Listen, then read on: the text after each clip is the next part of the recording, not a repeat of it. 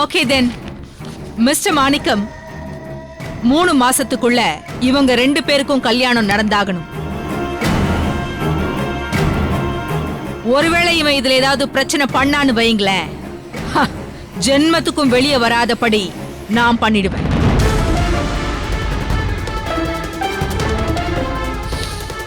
நீங்க கல்யாண வேலையை ஆரம்பிக்கலாம்.